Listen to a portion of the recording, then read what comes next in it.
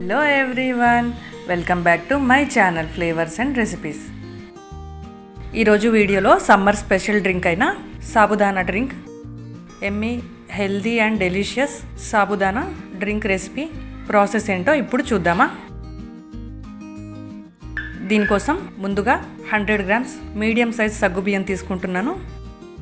వీటిని 1-2 సార్లు వాష్ చేసి వాటర్ యాడ్ చేసుకొని 1 గంట పాటు నానబెట్టుకోవాలి.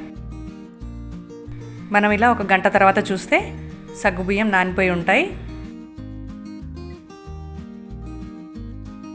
ఇప్పుడు స్టవ్ మీద మనం ఏ కప్పుతో అయితే సగ్గుబియ్యం తీసుకున్నామో అదే కప్పుతో 3 కప్పుల వాటర్ యాడ్ చేసుకొని వాటర్ని మరిగించుకోవాలి. ఇలా వాటర్ మరుగుతున్నప్పుడు నానబెట్టుకున్న సగ్గుబియ్యాన్ని ఇందులో యాడ్ చేసుకోవాలి. ఇలా సగ్గుబియ్యం మరుగుతున్నప్పుడు అదే కప్పుతో 1/2 కప్ షుగర్ యాడ్ చేసుకోవాలి. మీ టేస్ట్కి తగ్గట్టు 1 కప్ షుగర్ అయినా యాడ్ చేసుకోవచ్చు. షుగర్ యాడ్ చేసుకున్న తర్వాత ఇలా ఒకసారి మొత్తం కలిపి మరిగించుకోవాలి. ఈ సగ్గుబియ్యం మరిగించుకోవడానికి 10 నిమిషాల టైం మాత్రమే పడుతుంది. ఇలా సగ్గుబియ్యం ఉడికిపోయిన తర్వాత స్టవ్ ఆఫ్ చేసుకోవాలి. సగ్గుబియ్యం చల్లారాక ఇందులో 1 కప్పు కాచి చల్లార్చిన పాలని యాడ్ చేసుకోవాలి. మీరు కావాలంటే ఇంకా ఎక్కువ పాలైనా యాడ్ చేసుకోవచ్చు. ఈ డ్రింక్లో మీరు కావాల్సిన డ్రై ఫ్రూట్స్ని యాడ్ చేసుకోవచ్చు. నేను ఇలా 1/2 యాపిల్ని ఇలా చిన్న చిన్న ముక్కలుగా కట్ చేసుకొని యాడ్ చేసుకుంటున్నాను. గ్రీన్ గ్రేప్స్ ఇలా చిన్న చిన్న ముక్కలుగా కట్ చేసి యాడ్ చేసుకుంటున్నాను. అలాగే 1 కప్పు దానిమ్మ గింజలు, చివరగా బాదం, జీడిపప్పుని ఇలా ఫైన్గా చాప్ చేసి యాడ్ చేసుకోవాలి.